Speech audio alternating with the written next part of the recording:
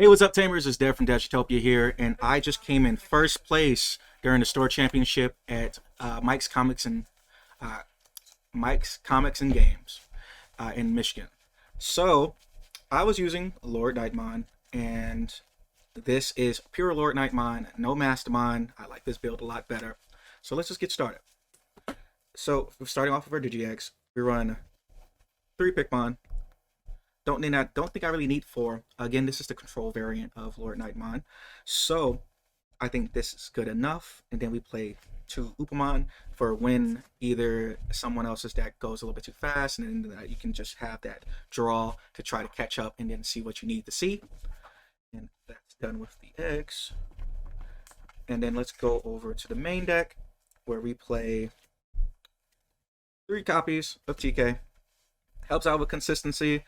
Sometimes I brick, sometimes I don't see level 3s, and sometimes they're in my security. So this helps out a lot. And putting your opponent at 4 at the beginning of the game, sometimes that is just a viable option, especially if you have TK in your hand. And again, I'd rather play TK, put them at 4, grab whatever I can, instead of just passing and putting them at 3. Next, we're going to run 2 copies of Blinding Ray. Really self-explanatory. Whenever you need to just get to 3, my only thing with this is you really got to know your matchup, and you really got to pay attention to how everything is, because again, this can get you in a lot of trouble, especially if you don't need to. So be sparing with this card. Don't just overuse it. We play 2 copies of Aldarm. It might not seem like a good idea at sometimes to put them at 6, but whenever you really need to make sure that if they board wipe you get that 3 memory back, I've done a lot of cool plays with this. The on deletion gain 3 comes in handy, especially during today. And whenever I go into slash, I usually prefer to go slash Valdearm instead of Lord Knight Valdearm for specific reasons. And speaking of LordKnightmon, we play 4. This is a LordKnightmon deck. I know people tend to like the 6 level 6s in total, but I feel like this is my win con. If I see this, I'm having a better shot, a better time, and I would prefer to always see LordKnightmon as much as possible. I'm also running 3 copies of Slash Angemon. Why 3? I don't like people having stuff on field. If I swing with LordKnightmon, bring a Knightmon out, and then, go into Slash, that's 12. A lot of people are at 12. A lot of boss Digimon are at 12. So that comes in handy, especially if they're at 13. So for example, if you're going against Nidhogg, what I usually do is, have 3 Digimon on board, neg 1 with Pikmon, swing with Lord Knight, play a Knightmon, go into Slash. Math is math. So, this is a control variant for a reason. That's why we play 4 Knightmon. Really important to be able to just spam these on board whenever you're in Knightmon. I try to avoid digivolving into these, but when you can't avoid it, you just have to. We play 3 copies of Yellow Warbrawlmon.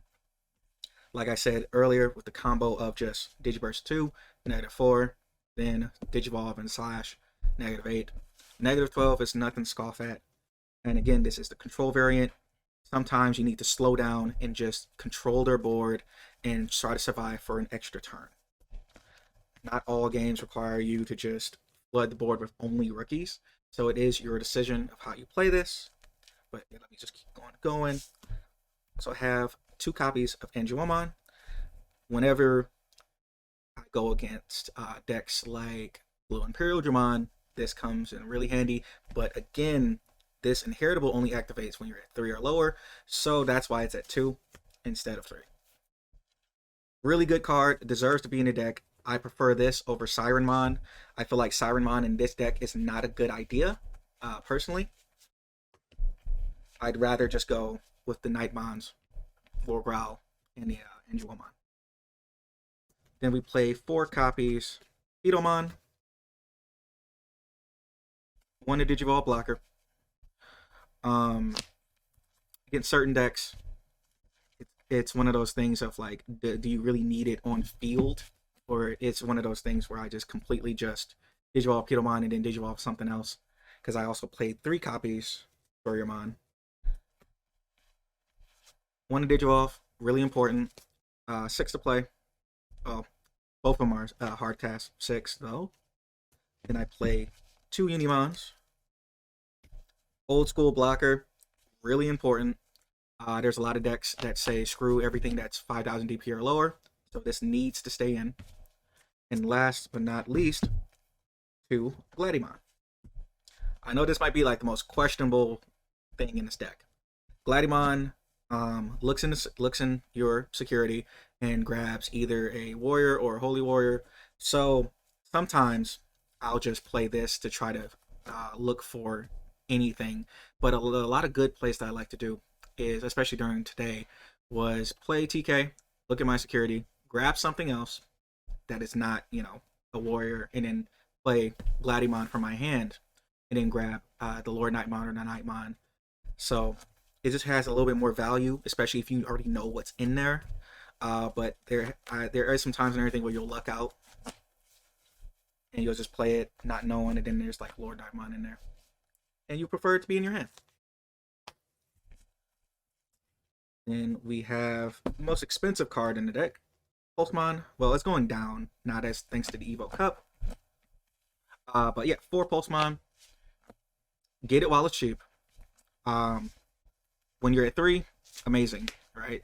Because you get to do the play it for 2 because you gain 1 memory because you're 3 or lower, and then draw the card because you're 3 or higher. Sometimes this even comes in handy if I just need the extra draw to see what I need to see. So sometimes I'll make sure to use this early game just to get more cards in my hand. We run 3 copies of Starmon. Starmon is really good for when you just need to kill off a few of the stragglers, like maybe a lot of rookies, etc. There's been more times where I just hardcast Starmon to get rid of a rookie compared to like late game when there's like big Digimon on the field. 2 copies of Patamon. Well, starter deck Patamon, that is. Gaining memory is important. What I usually like to do is go Patamon, Turriamon, Angiomon, or Knightmon if I have to. Slash, and then into Valdarm. Because you get, as long as you don't Digiburst it away, right? It gives you a little bit more value. And if they don't have a tamer and you have Slash and you go to Valdarm, that's what, 5 instead of 6? So numbers matter, of course. We play 2 copies of Bushiagumon, wins games, a lot of games. And it's the equivalent of like Lobomon in blue, where basically like, oh, do you have it? Do you have it? Okay, you got it. 2 copies of Coltmon. Okay. Another thing, I hit my search. That's why it's at 2. I understand if you want this at 1. If you do, I'd recommend either putting Bushiagumon or Starmon, increase it by 1. But I actually hit my searches, so that's the only reason why it's at 2 in my deck. Then we got 2 Patamon, promo Patamon, the equivalent of, do you have 1 or less security? Recover 1. Really comes in handy when I'm at my breaking point, and if I'm going against decks that have that like that surprise, hey yo, I got another extra attack that you probably don't know about. So this has saved my butt multiple times. It deserves to be at 2. We do not recover a lot, as you previously saw. We get rid of board, and this is one of our main ways to cover 1. And then last but not least, 1 copy of Lucemon. Lucemon does not need to be any more than 1. It does not digivolve over anything. You cannot digivolve over it. It needs to stay at 1 because, again, we do not recover in this deck. Neg, and we have 3 cards that recover 1 and actually, save us from dying. But yeah, no, I used this entire deck today. First round, I went against, I think it was Black Commandramon. Second, I went against the LordKnightmon mirror match. And they were playing like a control variant too, so it was a little bit more difficult. It was like a little bit more of a reactionary play. And then last round I went against Blue Imperial Digimon, which was a lot more scarier because again, a lot of people are playing Nidhogg, and Nidhogg really doesn't like this deck, and LordKnightmon really doesn't like Nidhogg either. And yeah, that is the deck profile. Proof, Store Champion. I know a lot of people out here are kind of scummy on YouTube, but it's YouTube. And I'll be right back with just a few combos and just recommended stacks. And we are back for just more combos and plays. I just want to give you guys a better well, I just don't want you guys to be playing this and not know what you're doing, of course. So I want to just go over a few plays that I recommend. So of course it depends on what you get. Hopefully you don't get Upamon too much early game. If you do, you might want to drop it to 1 and play 4 Pikmon instead. I just prefer to draw a lot. And yeah, no, like it really depends on what's in your hand, of course. But a lot of times when I was talking about earlier was the Patamon, Toryumon, Angiwomon, Slash, and then Valdararm, right? This is a really good stack because the reason I hate going from LordKnightmon into Valdararm is because you kind of lose that spam the board potential, and you know you lose part of your control gimmick. So I always try to save Valdararm until I go to Slash unless it's absolutely necessary and I don't want my opponent to just steamroll over me. And you know, having TK at 3, if TK is on board, sometimes I won't even swing.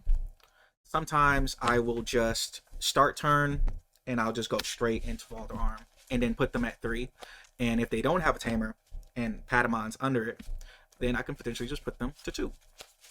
That's my favorite thing to do, especially with Valdararm. I just never like going from Lord Knight into Valdararm. And of course, everybody loves the reason that Angiwomon's like, you know, in more decks and more because you would love to see LordKnightmon over Angiwomon and then just playing like multiple, like 2 Digimon instead of just 1. Now with Gladiemon being in here, like I said, sometimes I just play TK, look in my security, try to figure out how many warriors or holy warriors are in there, grab what I either need or want, and then if I have the Lord Knight, I'll swing, play Gladiemon, grab whatever else is in there. That's what you want to do, but sometimes it's not going to be what you can do. There has been multiple times where I would play Gladiemon and I would look at my security and there will be nothing in there, but at least it's a body on board. And the reason I like having Gladiemon is because I could also just go from Gladiemon into Angiwomon or Gladiemon into Knightmon, even if it's necessary, and then go into another level 6, specifically Slash or like Lord Knight, whoever's in my hand. So that's why I really like having Gladiemon. When you just run out of Knightmons, at least you have this. At least you can get that Wind Digivolving effect from Angiwomon. I think it's important. It helped me a lot today, so got me my invite. That's the most important thing. And of course, you know, late game, Lucamon comes in handy. The reason is at 1 is because, again, it doesn't turn into anything. We only have 3 cards that can recover us 1 naturally, you know, without taking something and without filtering out our security, you know, Patamon and Lucamon. So you really have to be careful how many times you use Blinding Ray. Early game, by all means, if you can benefit from it, cool. Late game, depends on your matchup, depends on their board state, depends on if they have anything with Rush. Because especially against the LordKnightmon matchup, you really want to slow down. And the reason I'm saying slow down because, again, during my second to last game, I went against LordKnightmon, and I only capitalized because I knew how the deck worked. I knew that if they swung, I can swing into their stuff and make them lose their stuff, blah, blah, blah, blah, blah. And it was purely reactionary. And instead of letting them keep their board, I made sure to not swing as much, slow down, go from, and if I did swing, I made sure that I could kill something with Knightmon and Slash. And then I would usually just, like, you know, just control the field. Now, another one I like to do early game when I'm just trying to memory choke. Sometimes you just got to digivolve into the Gladiamon to give them one, because I find it that in my opinion, a lot of LordKnightmon players, they always put their opponent to 3 because they can get close to LordKnightmon. In my opinion, you should just really just slow down, try to memory choke them as much as possible instead of giving them 3 and letting them pop off in any shape or form. If you give them 1 and 2, that's more important than just getting to your LordKnightmon. You will get there eventually, and it's usually a good idea to leave it in raising area if you know that they have any form of removal, if they can swing into it, if it's there's a lot of green OTK going around, there's security control, blah blah blah blah blah. And of course, Coatmon saves my life when I just need to find another Knightmon or another LordKnightmon. So there has been multiple times where I would just swing with Lord, play Coatmon, find a Knightmon or something, and then digivolve one of my level 5s into LordKnightmon. Now, this deck isn't really that much Rookie Rush, in my opinion. Like, I know a lot of people compare it to. I know it can be. But again, you want to secure the win. You don't want to rush it and then get punished for it. So that's the only reason why I say, again, this is a control. If anything, you can compare it to a mid-range deck where it depends on like the matchup. But yeah, don't rush it with this deck. I already had a few suggestions of if you wanted to change anything. I know my numbers are weird. I really like Gladiamon. If you do not like Gladiamon, take it out. Maybe play another blocker. Maybe play another Starmon. Maybe play another Blinding Ray. But remember, you don't recover unless you put a lot more recovery Digimon in this deck. So that's just me. Salamon is a good option, but it costs 4. And you only really get the value off of it if you swing with LordKnightmon and bring it out into Digimon. So that's why I don't play it that much. I don't usually have to worry. But yeah, I had my store championship at Mike's Comics and Games. If any of my viewers live in Michigan, please search it up. Please give these people some support. They had an amazing community. They're going to have casual games on Thursdays. People just play casually. Really cool place, really cool people. I enjoyed every single minute of it, and thankfully I did not have to get cursed out or anything against my opponents, so that's always a plus. But alright guys, peace.